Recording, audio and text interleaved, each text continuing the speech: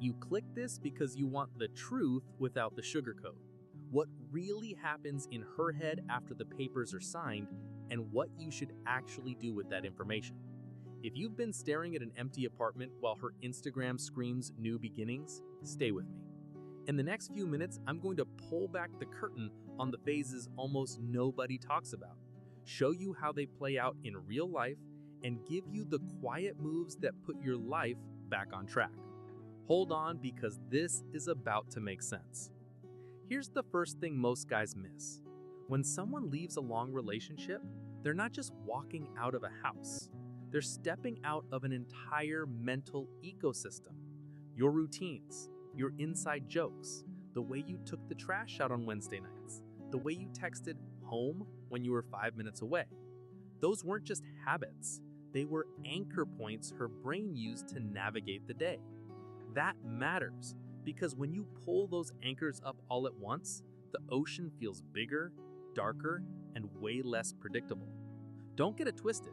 Freedom sounds incredible on paper, but the lived version comes with a cost that shows up slowly and in places you don't expect.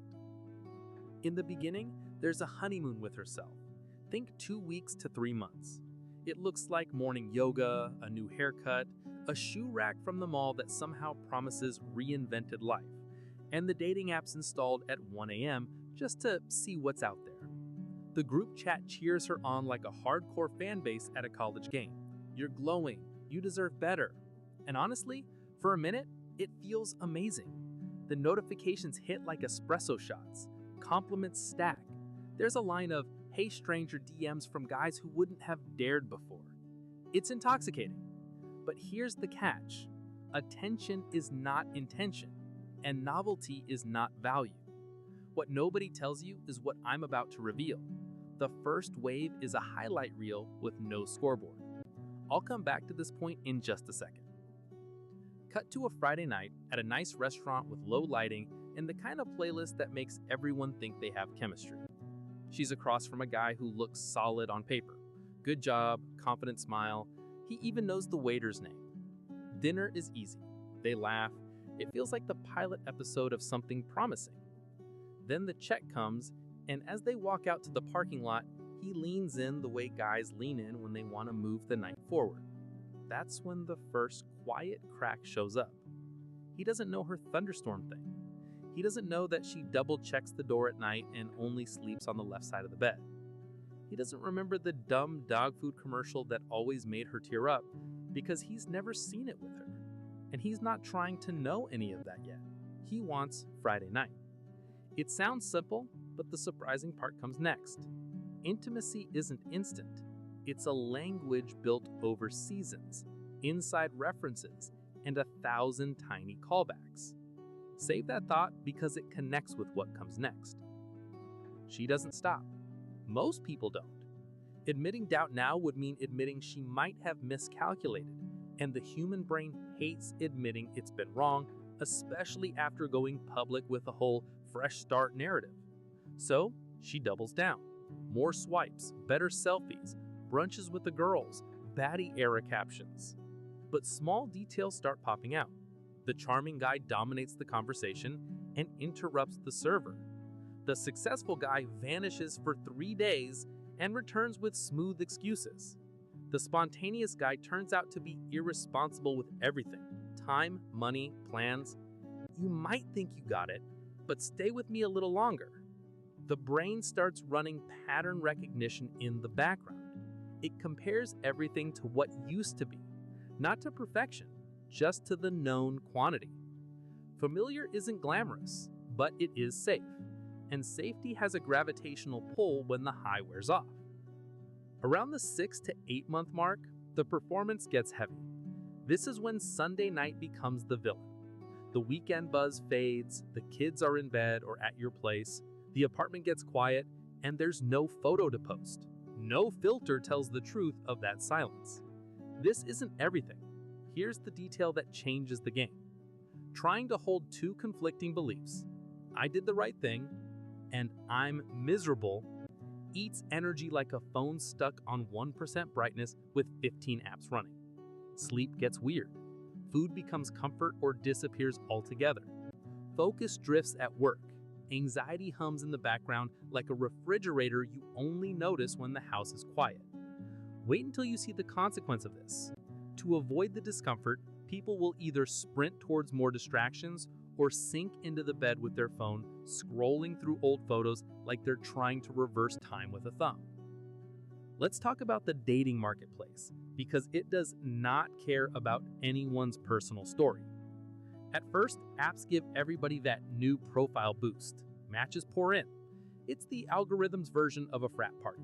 Loud, fast, chaotic, and a bit fake. As the weeks pass, the curve flattens. Now it's a grocery store on a Tuesday night. Fluorescent lights, fewer options, everyone in a hurry. And here's where reality bites. Attention is cheap, effort is expensive, and sincerity is rare. Guys spray compliments like confetti. DMs feel copy-pasted. Chemistry seems real until it turns out to be friction dressed up as spark. It may look small, but it creates a massive impact. Repeated surface-level interactions train the brain to mistake stimulation for connection. That drift shows up later as a hollow feeling you can't name. Meanwhile, social circles shift. Married friends still care, but couple dinners quietly fade, because on some level, you're a walking reminder that vows can break. Single friends are fun, but it's competitive out there. And fun has an expiration date when calendars never sync and everyone's chasing the next best option. The net effect? The community that looked like it would expand actually contracts. And here's the curious part. She realizes you weren't just a spouse. You were her emergency contact, her default +1, her text me when you get home person. It feels obvious, but the real trick is hidden here. Most of us only notice a pillar once the house sways. There's also a physical layer nobody accounts for. Not sex, touch. The shoulder squeeze when passing in the kitchen. Her feet finding yours under the covers in winter. That automatic hug when a workday sucker punches you. Remove those micro moments for weeks or months and the body protests. Cortisol climbs, sleep stutters, patience evaporates. You can try to replace it with casual dating, but the math doesn't work. Touch without trust doesn't refill the tank. I'm opening a cycle here that I'll close at the end. Real nervous system regulation comes from consistency, not intensity. Somewhere around the 1-year mark, earlier for some, later for others, the personal myth breaks.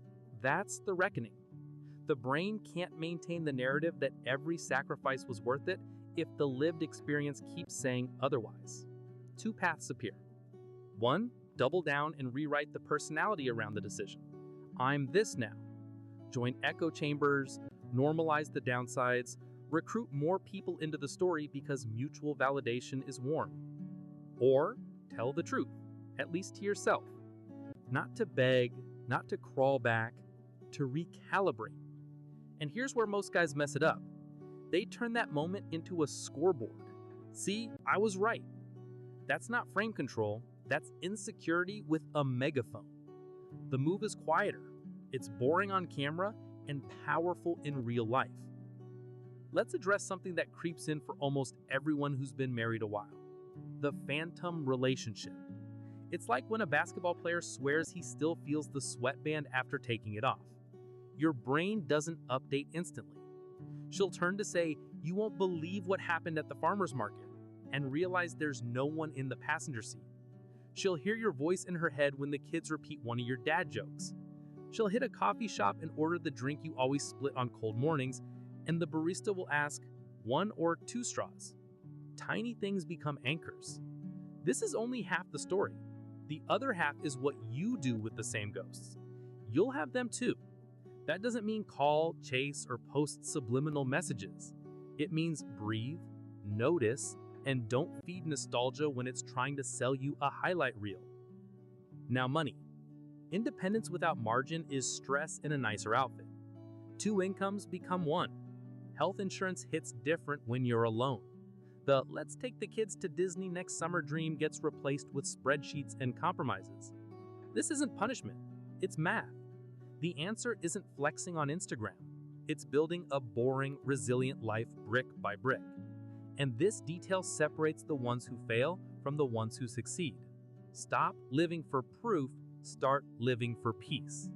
When your focus shifts from performance to structure, sleep, lifting, focus blocks at work, a nightly walk after dinner, you start to feel different. Not flashy different, solid different. See how this links to the next step?